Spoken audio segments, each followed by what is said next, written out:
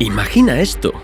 La humanidad se ha encontrado con una civilización que la supera en número por 1 millón de veces. Estas criaturas dominaron la agricultura mucho antes que nosotros. Construyeron una sociedad que funciona de manera impecable. Educan a sus crías, cuidan de los débiles y entierran a sus muertos. Han sobrevivido fácilmente a todos los depredadores de su planeta durante más de 100 millones de años. Y aún así, una simple infección puede convertirlas en momias. ¿Suena a ciencia ficción? No lo es. La humanidad ha estado en guerra con esta civilización durante muchos años. Son las termitas. Y hoy aprenderás cosas sobre ellas que te asombrarán y te sorprenderán. El misterio de las termitas.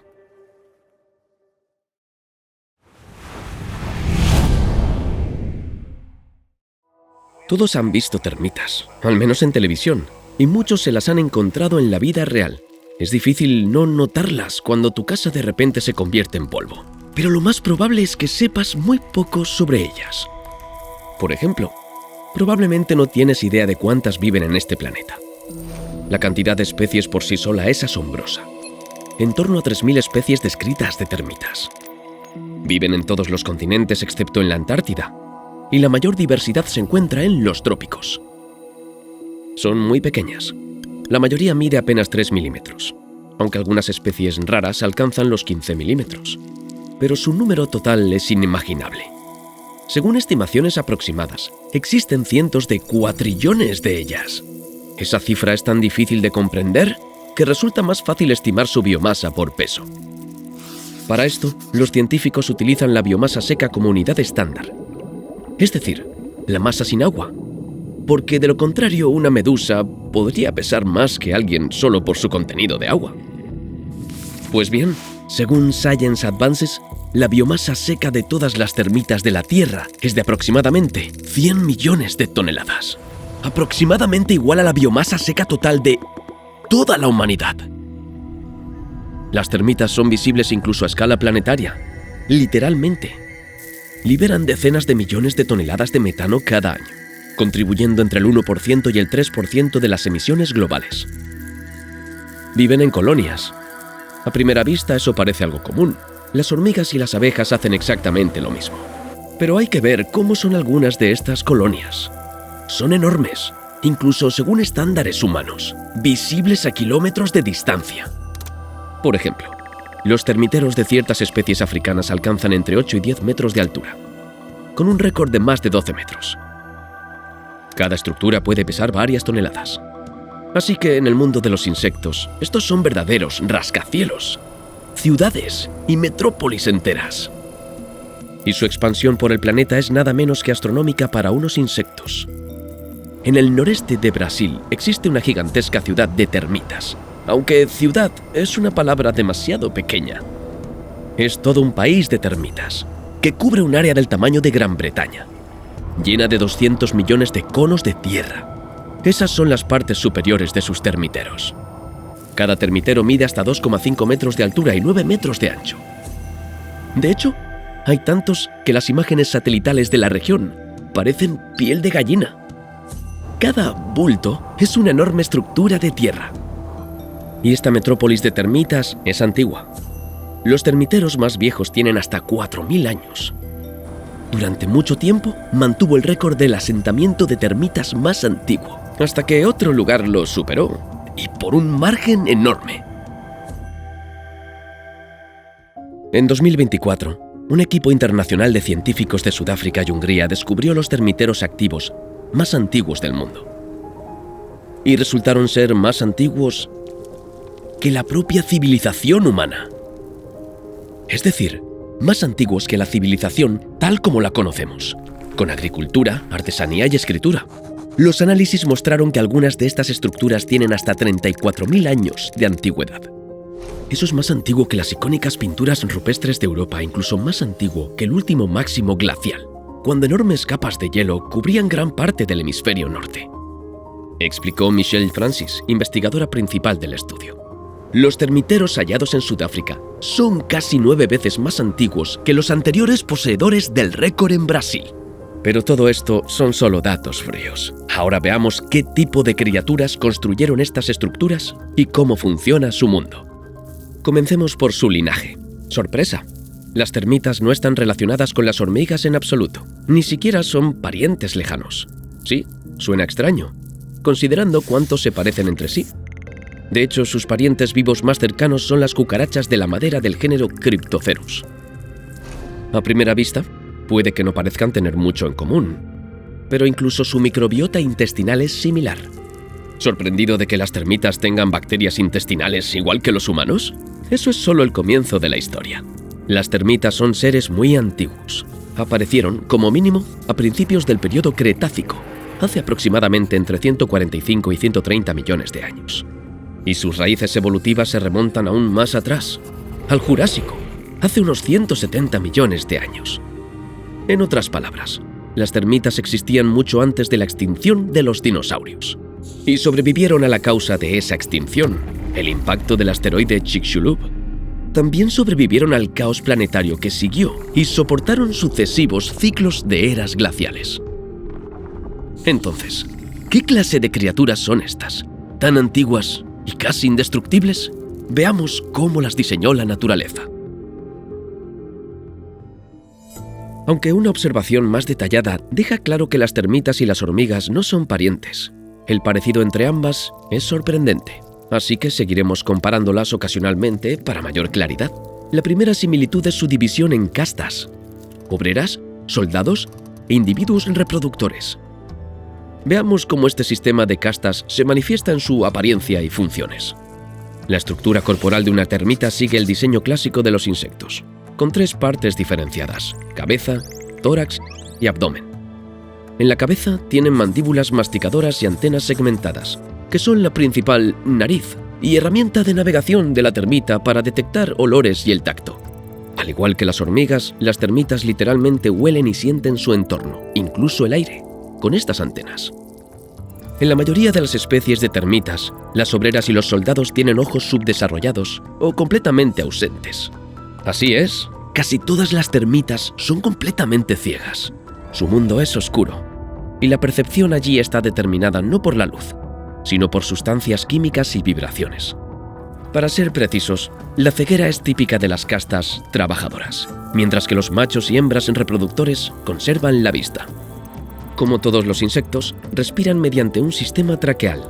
El aire entra a través de espiráculos en los lados de sus cuerpos y luego viaja por una red de diminutos tubos directamente hacia los tejidos. Su sistema circulatorio es abierto, lleno de hemolinfa en lugar de sangre, y su corazón es una bomba dorsal que mueve el fluido de un lado a otro, en vez de hacerlo en un circuito cerrado como en los humanos. La cutícula, el equivalente a la piel en las termitas, es bastante delgada. El peligro aquí no es tanto la lesión física como la deshidratación. El agua se evapora rápidamente a través de una cutícula tan delicada, por lo que las termitas siguen una estricta disciplina del agua. Viven bajo cubierta, mantienen la humedad y solo se desplazan al exterior a través de tubos de tierra cerrados. Estos son pasadizos sellados hechos de suelo o arcilla que las termitas construyen específicamente para evitar la luz solar directa. Su sistema digestivo es donde reside la mitad de su singularidad, porque las termitas comen madera, y para la mayoría de los seres vivos, la madera es casi tan digerible como una piedra. Descomponer la celulosa, el componente principal de la madera, es una tarea formidable. Pero parece que las termitas la han dominado mejor que cualquier otra criatura, aunque lo han conseguido entrando en simbiosis con otros organismos. Pero hablaremos de eso dentro de poco. El sistema nervioso de una termita es típico de los insectos. Un pequeño cerebro sobre la faringe y un cordón nervioso que recorre el cuerpo con una serie de ganglios, centros nerviosos. Cada ganglio controla su propio segmento y puede funcionar de manera independiente del cerebro principal. Como se mencionó, las antenas actúan tanto como la nariz como las yemas de los dedos de la termita. Sí, las utilizan para detectar olores, explorar superficies e incluso percibir la humedad del aire. Sus patas y su cutícula están cubiertas de mecanorreceptores, sensores de vibración, que permiten a las termitas escuchar no con oídos, sino literalmente con las patas y la piel.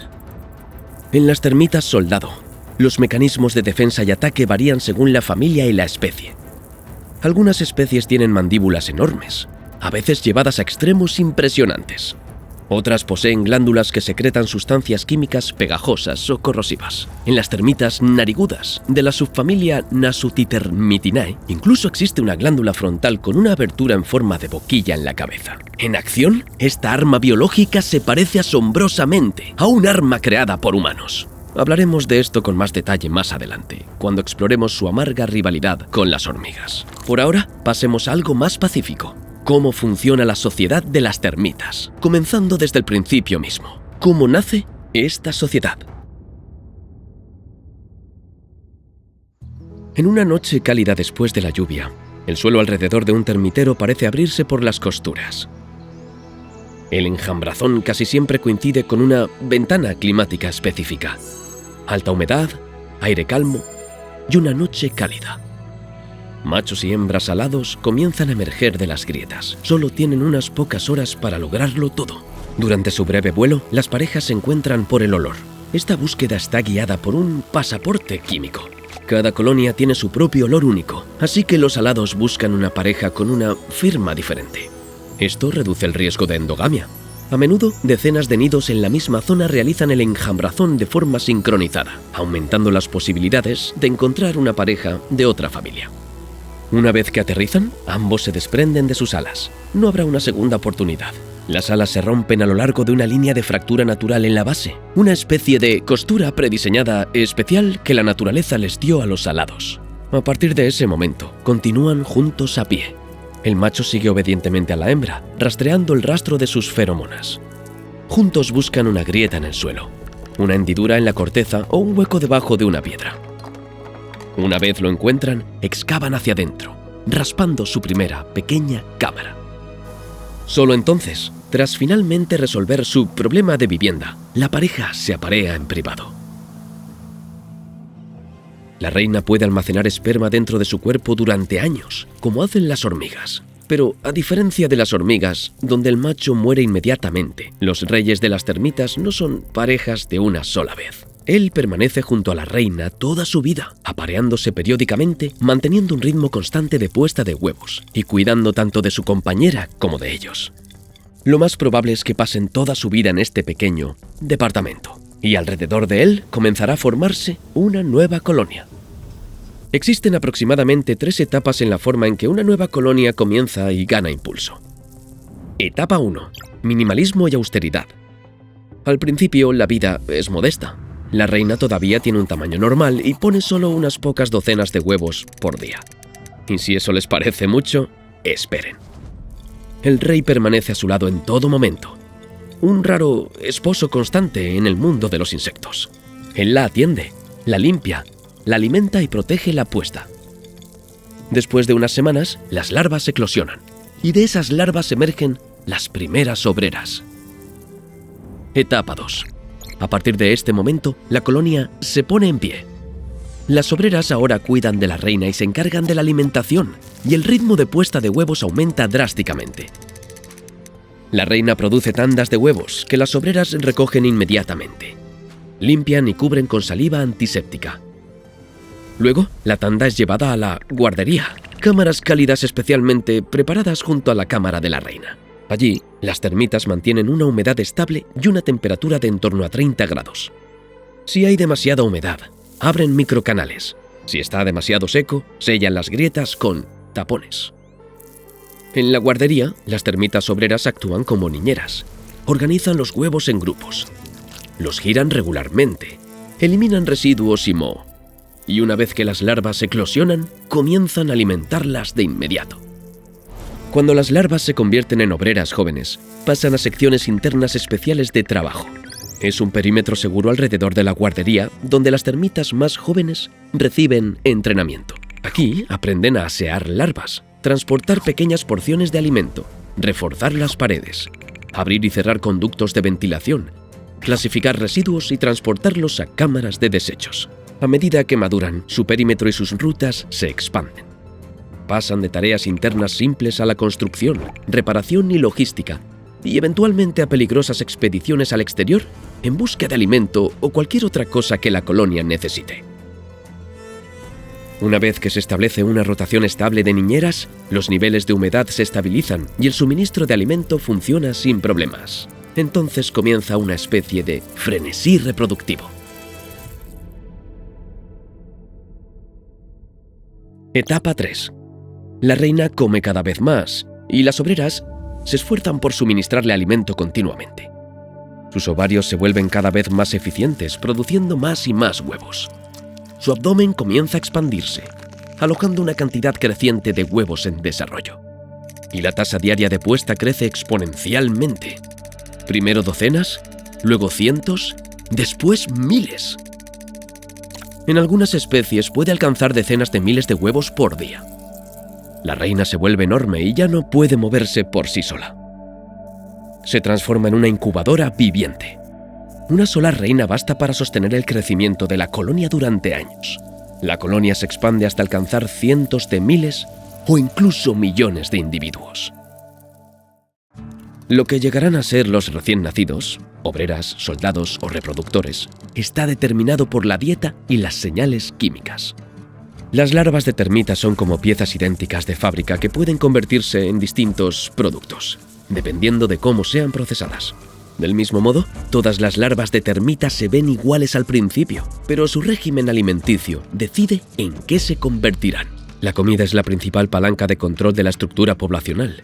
Diferentes tipos y cantidades de alimento alteran los niveles hormonales en las larvas en desarrollo, incluida la llamada hormona juvenil. Los niveles altos producen soldados. Los niveles más bajos producen obreras.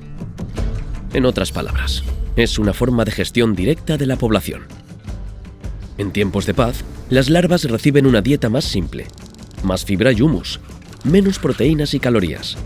Esto mantiene sus cuerpos pequeños y universales, sin armadura pesada ni alas.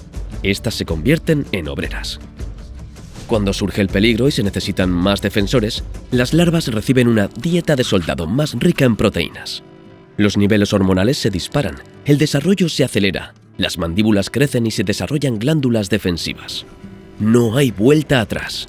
Estas larvas se convierten en soldados. Al mismo tiempo, las feromonas de la pareja real circulan por toda la colonia.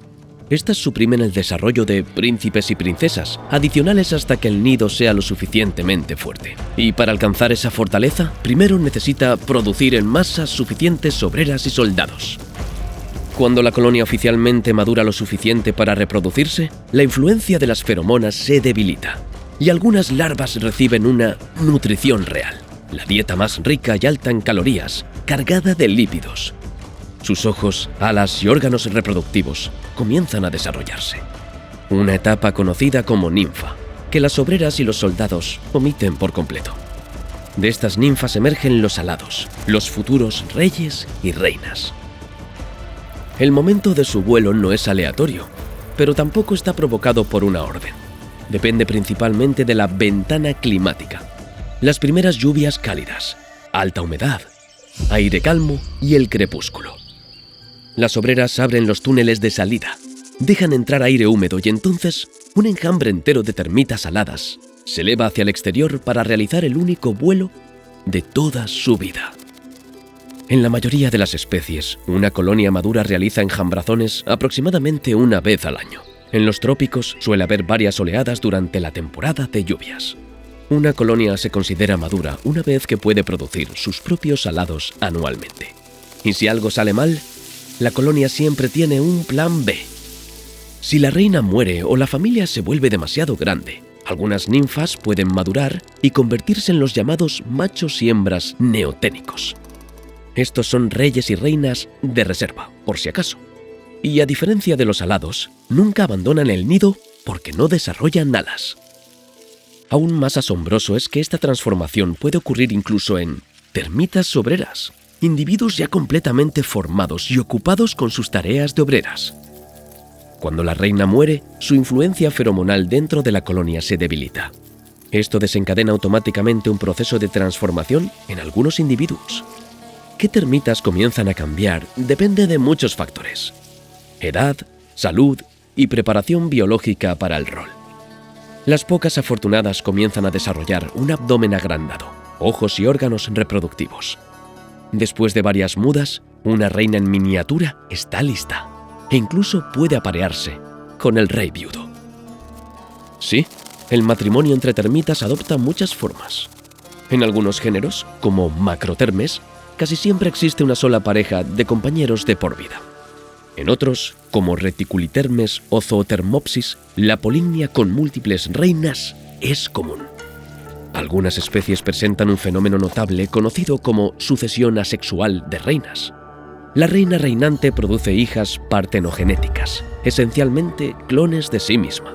Más tarde, estas hijas se convierten en nuevas reinas y se aparean con el mismo rey. La línea real continúa sin interrupciones y la producción de huevos no disminuye. En algunas especies, este sistema va aún más lejos. En lugar de una sola reina, existen varias reinas en diferentes sectores del nido. En otras, la colonia se divide en ramas y establece nidos hijos.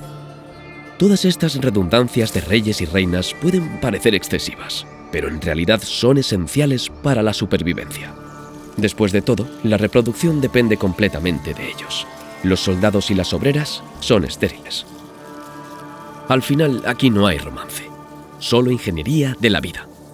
Un único vuelo nupcial, una unión para toda la vida, una cámara del tamaño de un dedal, las primeras pocas docenas de huevos, y luego décadas de funcionamiento continuo del bioreactor viviente, conocido como la colonia. Sí, una colonia de termitas es una empresa de funcionamiento continuo. Dentro de ella todo funciona como un reloj. Algunas cuidan la cría, otras construyen y recolectan alimento, y otras defienden el nido. Juntas forman un solo organismo.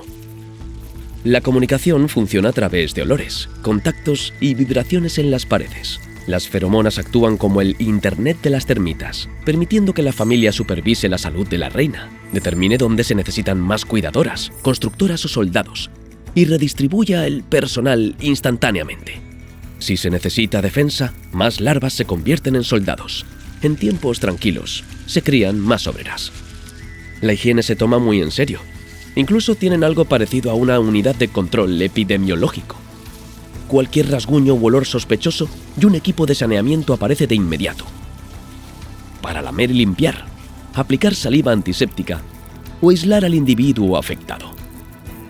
En lo más profundo del nido mantienen cámaras de desechos, donde van todos los residuos, esporas de moho, cutículas mudadas y compañeros muertos. Su ritmo diario está determinado por su propia piel. En muchas especies, el pico de actividad ocurre por la noche, ya que su fina cutícula no tolera bien la luz solar ni el aire seco. Durante la noche, las galerías crecen más rápido. En el interior, las cámaras se remodelan constantemente. Los arcos se refuerzan y los conductos de ventilación se limpian. El tráfico interno está organizado como en una ciudad. Hay grandes autopistas con apartaderos, cuellos de botella para la defensa y túneles exteriores cubiertos. Las obreras recorren estas rutas hacia las zonas de alimentación sin secarse al sol ni caer presa de depredadores. Si una pared se rompe, la sección dañada se sella rápidamente. Se abren desvíos y se realizan reparaciones. El microclima vuelve a la normalidad en cuestión de minutos. Las señales de alarma se propagan mediante vibraciones. Si alguien en el perímetro detecta peligro, golpea su cabeza contra la pared. El temblor se propaga por los túneles. Unos pocos golpes rápidos y secos y las unidades defensivas se alinean instantáneamente en los pasajes estrechos. A medida que la familia crece, el nido se expande hacia varios sectores vecinos, como distritos de una misma ciudad. Están conectados por rutas compartidas, gobernados por los mismos olores, las mismas señales y la misma disciplina. Pura ingeniería de la vida, tranquila, repetitiva y perfectamente confiable. Y al observar esta megaestructura, uno no puede evitar preguntarse: ¿qué alimenta a esta inmensa población? Una vez más, la dieta de las termitas demuestra ser una obra maestra de la evolución. Las termitas generalmente se dividen en dos grandes grupos: termitas inferiores y termitas superiores. Estas últimas son evolutivamente más avanzadas tanto en estructura como en estilo de vida, y ambos grupos tienen dietas muy diferentes. Las termitas inferiores solo pueden digerir madera, y para ello dependen de grandes flagelados unicelulares que viven en su intestino. Pero incluso un sistema digestivo tan primitivo es bastante delicado. Todas las familias de termitas, excepto Termitidae, pertenecen a este grupo inferior. Las termitas superiores, en cambio, pertenecen todas a la familia Termitidae. Son criaturas mucho más sofisticadas. Sus intestinos albergan equipos enteros de bacterias que trabajan en sincronía con las propias enzimas de las termitas. Este avanzado sistema digestivo les permite no solo comer madera, sino también tierra y humus. Algunas son recolectoras que juntan pastos secos y granos, y ciertos grupos han ido aún más lejos, hacia una verdadera agricultura, como verán pronto. A pesar de sus diferencias alimenticias, todas las termitas tienen que digerir celulosa, el principal componente de la materia y el pasto. Y aquí surge el problema. La madera aporta carbohidratos, pero casi nada de proteína, que es esencial para sobrevivir. Sin embargo, las termitas han evolucionado una solución ingeniosa. Producen enzimas que descomponen las moléculas de celulosa en azúcares más simples, y los microbios ayudan en el proceso. Algunos ayudan a digerir las fibras, mientras que otros extraen nitrógeno del aire. Ese nitrógeno luego se convierte en proteína dentro del cuerpo de la termita, compensando la falta de proteínas en su dieta de madera. También existe un truco práctico y simple. La madera podrida sabe mejor. En serio. Una vez que la madera ha sido ablandada por hongos, se vuelve más fácil de masticar y digerir, haciendo que los troncos en descomposición sean más valiosos que los frescos. Veamos cómo se comparte la comida dentro de la colonia. Y ahora, un pequeño momento de ¡qué asco! La alimentación de las termitas es como una carrera de relevos. Las termitas obreras literalmente se pasan la comida unas a otras, pero ya está masticada y parcialmente digerida. Esta mezcla pastosa alimenta a las propias obreras, así como a soldados, ninfas y reina, mientras se transmite de boca en boca.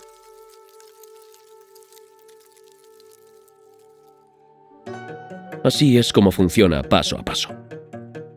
Una termita obrera mastica madera, o cualquier materia vegetal.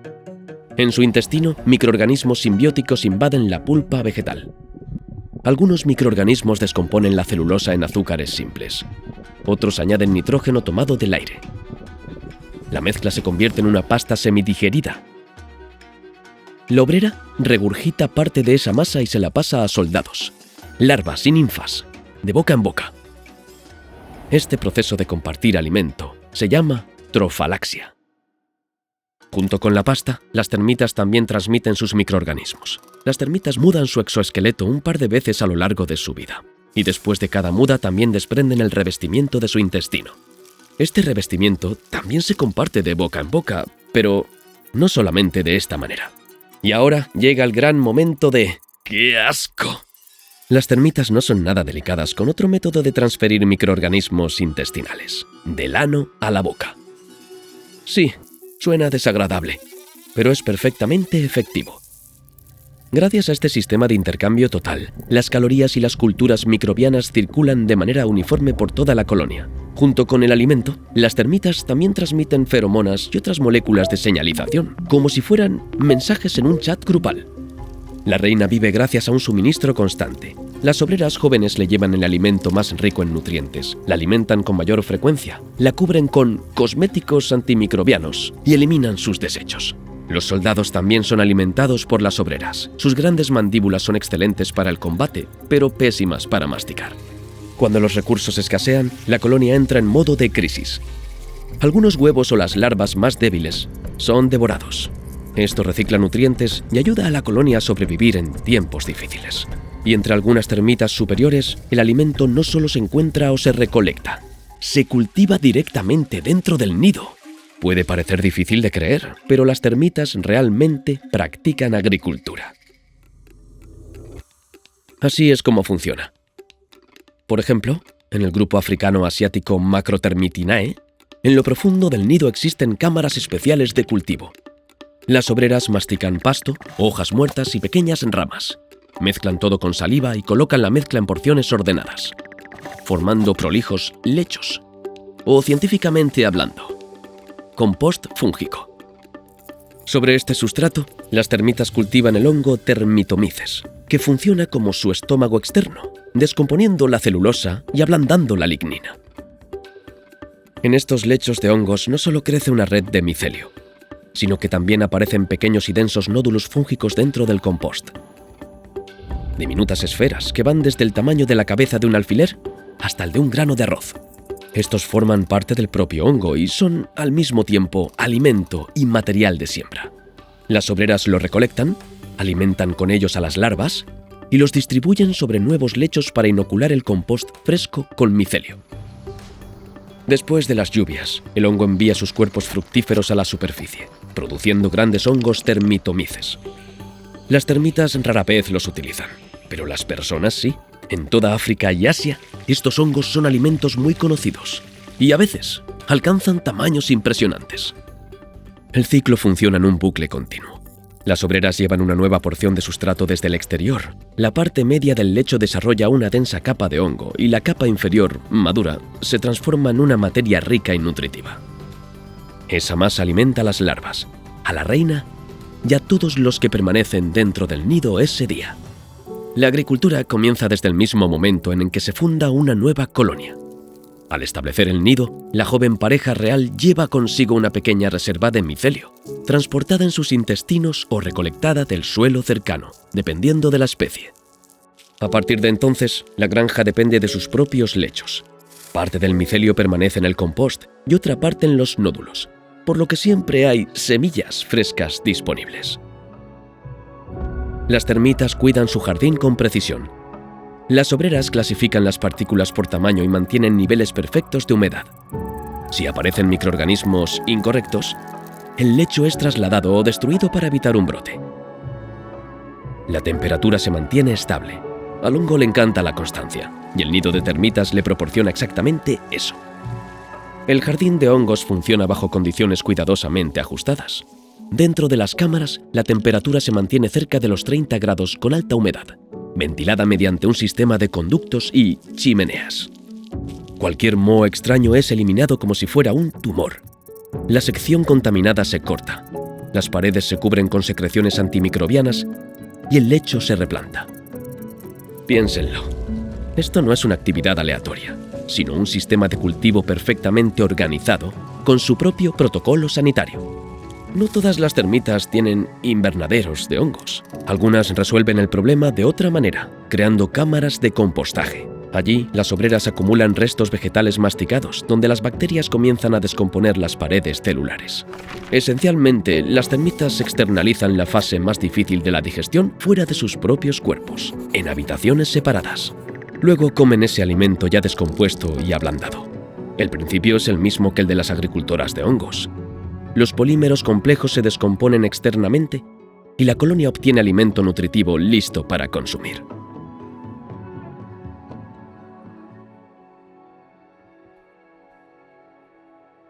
Los efectos secundarios de la agricultura de las termitas influyen en paisajes enteros.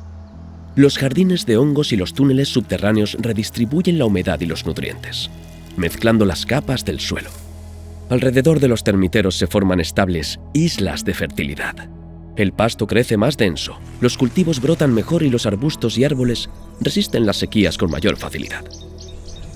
Una ciudad de termitas no solo se alimenta a sí misma, sino también a todo su entorno. Las agricultoras más expertas entre las termitas son macrotermes, odontotermes, microtermes y sus vecinas. Sus enormes termiteros dependen casi por completo de sus propias cosechas. Por eso estas colonias pueden crecer hasta tamaños gigantescos sin agotar su entorno. Lecho tras lecho, estación tras estación, su granja funciona sin descanso, alimentando a toda la comunidad. Pero ahí termina la tranquilidad. Donde hay calor constante y comida, siempre hay una fila de oportunistas esperando aprovecharse. Y para las termitas, ahí es donde empiezan los verdaderos problemas. Si los parásitos fueran su único problema, no sería tan grave. Pero no lo son. Como dijo alguna vez un personaje de cuento, la vida de una pequeña criatura es muy peligrosa. Si eres pequeño, blando y nutritivo, muchos vecinos de tu hábitat inevitablemente te verán como alimento. Y eso se aplica perfectamente a las termitas. Todos se las comen. El pangolín rompe la pared y recorre los túneles con su larga lengua. Los osos hormigueros y los aardvarks abren un termitero como si fuera una lata de comida y eliminan decenas de termitas con una sola lamida. En una sola noche, un aardvark puede consumir hasta 50.000 termitas. Y el lobo hormiguero prácticamente pastorea termitas durante la noche, llegando a comer hasta 300.000 antes del amanecer. Lagartijas, sapos y arañas también toman su parte, cada uno con su propia forma de atravesar las defensas y capturar termitas. Las aves se unen desde el cielo. Durante la temporada de enjambrazón, el aire se llena de alados y las bandadas devoran miles de machos y hembras voladores. En el agua, los peces hacen lo mismo. Si una termita cae al agua, desaparece en un instante. De hecho, las termitas ni siquiera tienen tiempo de caer. Son atrapadas en pleno vuelo. Y estos están lejos de ser todos sus enemigos. También existen enemigos invisibles. Hongos patógenos, nematodos y bacterias pueden eliminar un nido entero en cuestión de días. Por eso las termitas mantienen protocolos sanitarios tan estrictos. Limpieza constante con la boca, recubrimientos antisépticos, aislamiento de zonas infectadas y, en casos desesperados, entierro rápido para evitar que la infección se propague por los túneles. Y sumémonos nosotros, los humanos, a la lista. Las casas de madera y el comercio global han ayudado a varias especies de termitas a expandirse por el mundo. ¿Cómo? Muy simple. Construimos casas con estructuras de madera, alimento y refugio listos para las termitas. También los transportamos entre continentes dentro de madera, palets, muebles y plantas en macetas. Las ciudades portuarias se convierten en puntos de entrada, y desde allí la expansión continúa por ferrocarriles y carreteras. Construimos barreras y las envenenamos. Ellas se adaptan y regresan más fuertes. Una carrera interminable de escudo contra espada.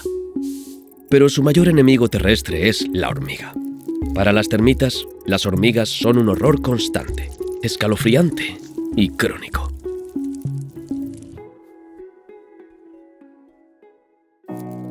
Y para las hormigas, las termitas son una valiosa fuente de proteínas. Sus incursiones son estratégicamente precisas y ejecutadas con brutalidad. Generalmente todo comienza con reconocimiento. Una columna de hormigas descubre un rastro de olor dejado por las termitas. Encuentra sus galerías cubiertas e intenta atravesar los estrechos cuellos de los túneles para llegar hasta la cría. El primer contacto activa la alarma del nido. Las obreras y los soldados golpean sus cuerpos contra las paredes de los túneles, y las vibraciones se propagan por las cámaras. En respuesta a esta señal, los pasajes estrechos se sellan con tapones vivientes. Los soldados literalmente bloquean las entradas con sus cabezas, usándolas como escudos o barreras. En estos corredores estrechos, la ventaja numérica de las hormigas, de repente, deja de importar. Cuando la integridad del termitero queda gravemente comprometida y se necesita una intervención completa de las unidades defensivas, los soldados se alinean en una formación defensiva que recuerda un poco a una falange. Atacan a los invasores de forma caótica, ganando tiempo para que las obreras reparen la brecha. Generalmente, estos soldados de la falange terminan convirtiéndose en bajas. Una vez que la pared queda sellada, ya no pueden regresar al nido. Dependiendo de la especie, los soldados de las termitas tienen diferentes especializaciones, y eso determina su anatomía. Existen los llamados soldados fragmóticos, los escudos vivientes que tapan túneles con sus cabezas. También existen soldados mandibulados, equipados con fuertes mandíbulas para combatir, o al menos inmovilizar intrusos mientras las obreras reparan el daño. Muchas especies incluso han desarrollado armas químicas, glándulas que producen sustancias tóxicas para las hormigas. Las termitas soldado nasutas son particularmente avanzadas. Tienen una boquilla en la frente que rocía secreciones pegajosas, inmovilizando atacantes desde varios centímetros de distancia hasta distancias decenas de veces mayores. A pesar de este impresionante arsenal, las hormigas siguen siendo un enemigo aterrador y causan problemas constantes a las termitas. El momento más vulnerable es durante la temporada de enjambrazón. Cuando los machos y hembras alados abandonan el nido, las hormigas los emboscan en las salidas, en el aire y en el suelo. La respuesta de la colonia es sellar las salidas y cambiar rápidamente el punto de lanzamiento del enjambre. Pero la colonia casi siempre pierde parte de sus novias y novios. A veces las hormigas usan una táctica diferente. Guerra de asedio. Cortan las líneas de suministro, emboscan obreras en las rutas de forrajeo. Y según algunos observadores, pueden mantener un asedio durante días, realizando incursiones regulares. En esos casos, las termitas pasan a una defensa de ingeniería en las profundidades del nido. Duplican conductos, abren rutas laterales alternativas, refuerzan los tapones y conservan soldados. En casos extremos, cuando la situación es realmente grave, algunas especies despliegan una última línea de defensa. Las obreras más viejas se transforman en kamikazes. Científicos de la Academia de Ciencias de la República Checa descubrieron un asombroso mecanismo de autodefensa desesperada en las termitas Neocapritermes taracua de la Guayana francesa. Estos insectos acumulan compuestos tóxicos en sus cuerpos y en momentos de peligro, literalmente explotan, atacando a sus enemigos con veneno. Las termitas obreras tienen un par de pequeñas bolsas en la parte superior de su abdomen donde se acumula gradualmente una enzima especial. A medida que envejecen, estas termitas llenan sus mochilas con cristales azules ricos en cobre. Y en los individuos viejos, estas bolsas están completamente llenas. Cuando son atacadas, la termita contrae repentinamente sus músculos, desgarrando las membranas entre los segmentos de su abdomen. En ese momento, la proteína de las bolsas azules se mezcla y reacciona con las secreciones de saliva. Esto produce una pasta pegajosa y tóxica que sale disparada, pegando y envenenando al atacante. Los científicos señalan que las termitas se convierten en estas bombas químicas vivientes solo en la vejez, cuando sus mandíbulas se desgastan y ya no pueden luchar ni buscar alimento de manera eficiente. Entonces, las obreras ancianas se sacrifican para garantizar la seguridad de la colonia. La victoria en esta guerra siempre es temporal. Hoy la colonia puede repeler un ataque, pero mañana las tácticas del enemigo pueden cambiar. Aún así, las hormigas son manejables. Se puede luchar contra ellas. Los verdaderos problemas comienzan cuando el enemigo se instala dentro de ti. Volvamos un momento a las hormigas, pero esta vez para sentir lástima por ellas. Porque en su mundo existe algo realmente escalofriante. Un verdadero horror de la vida real. En estas imágenes, la pobre hormiga ya no es ella misma. Un hongo microscópico ha tomado control completo de su cuerpo. Literalmente dirige sus movimientos, guiándola en un último viaje hacia algún lugar elevado sobre un tallo. Allí el hongo crecerá a través del cuerpo de la hormiga para dispersar sus esporas. Las termitas no sufren exactamente este tipo de horror zombie, pero enfrentan algo parecido. Las termitas tienen antiguos enemigos fúngicos, Metarrhizium y Beauveria. Sus esporas se adhieren a la cutícula de la termita y germinan formando estructuras similares a ventosas y perforadoras. Luego, utilizando enzimas corrosivas y presión mecánica, penetran la pared corporal. Una vez dentro, los filamentos del hongo se expanden por la hemolinfa, liberando toxinas, suprimiendo la respuesta inmunológica y convirtiendo al insecto en una silenciosa granja viviente de nutrientes. El huésped muere. Su cuerpo se momifica y queda cubierto de esporas. Metarrhizium deja un recubrimiento verde oliva. Beauveria, uno blanco. Las termitas combaten esta amenaza con una especie de inmunidad social, limpieza intensa, recubrimientos antimicrobianos, aislamiento de cámaras infectadas, enterrando o incluso comiéndose a los enfermos. Cualquier cosa para evitar que el hongo madure y libere esporas. Las termitas también enfrentan algunas infecciones fúngicas no letales, aunque sus síntomas se ven terribles. Por ejemplo, el hongo Antenopsis a veces se instala en las antenas y la superficie corporal de las termitas. Las finas ramificaciones cuelgan de sus antenas, creando bajo aumento algo parecido a un extraño horror corporal de termita. Y así, las termitas viven rodeadas de amenazas constantes desde todas las direcciones. Sin embargo, a pesar de la multitud de enemigos externos e internos, las termitas también tienen aliados.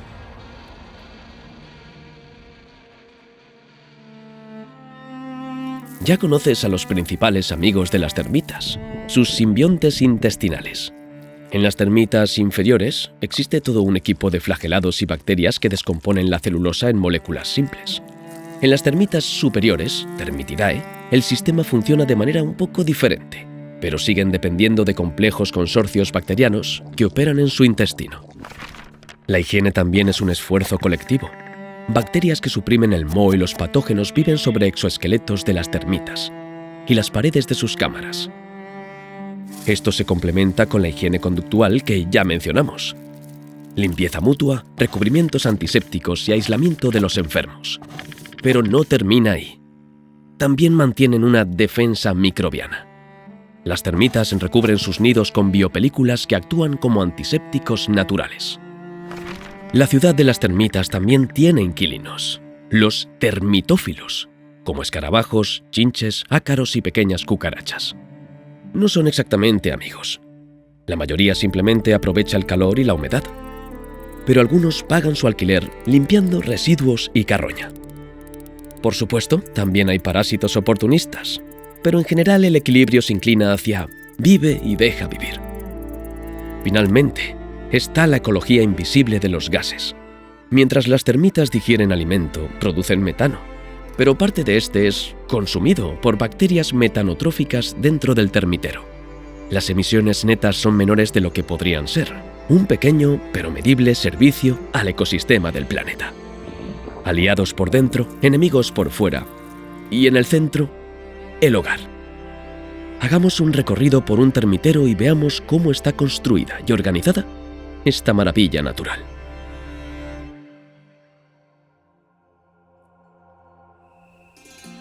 Puede que siempre hayas sospechado que un termitero no es solo un montón de tierra seca, sino una verdadera estructura con un diseño arquitectónico muy específico. Y en efecto, así es. Mientras la colonia está viva, el termitero se construye y remodela constantemente. Aparecen nuevas cámaras, se excavan conductos y los planos se actualizan. Los termiteros más grandes alcanzan casi 13 metros de altura. Pero la torre visible sobre la superficie es solo la punta del iceberg. Debajo se extiende una red de túneles y cámaras que puede abarcar decenas de metros. El material de construcción es una especie de biocemento, una mezcla de tierra, materia orgánica masticada y saliva. Una vez seca, la capa exterior se vuelve dura, mientras que el interior permanece poroso.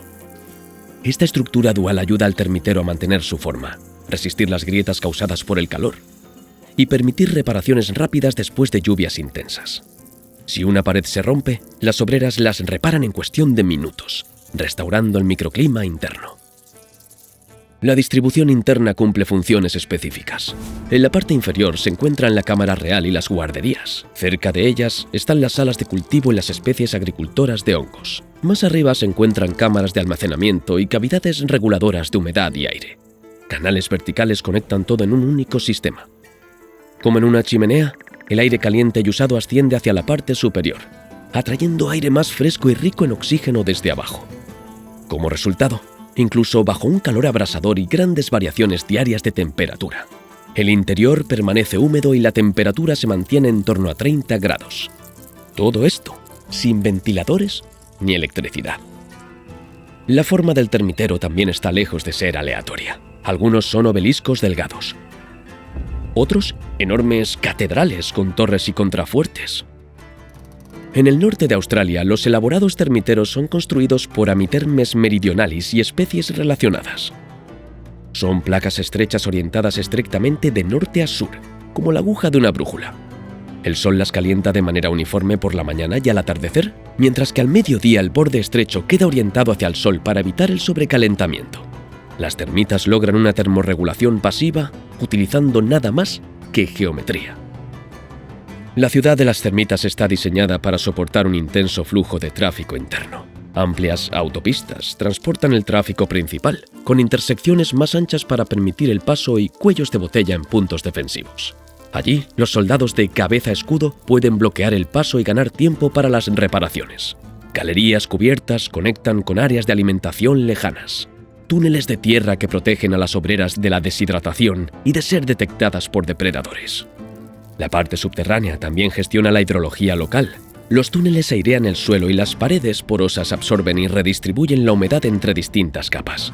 Esto hace que la tierra alrededor del termitero sea notablemente más fértil, una especie de servicio ecológico adicional. Construir un termitero maduro y completamente funcional lleva varios años. Y en algunas regiones de sabana, su densidad puede alcanzar cientos por hectárea. Una auténtica red de infraestructura a través del paisaje. Y todo este sistema es inherentemente resistente a fallas. El termitero contiene múltiples rutas paralelas, conductos duplicados, desvíos y cámaras de respaldo. Si una sección resulta dañada, puede desconectarse, y el flujo de aire o el tráfico de obreras puede redirigirse en cuestión de minutos. En términos humanos, un termitero es un complejo natural de climatización HVAC, calefacción, ventilación, aire acondicionado y logística. Todo en una sola estructura. Y funciona completamente sin electricidad ni maquinaria. Impulsado únicamente por geometría, materiales simples, trabajo incansable y la inteligencia de las termitas. Estas criaturas estaban aquí mucho antes que nosotros. Y seguirán aquí mucho después.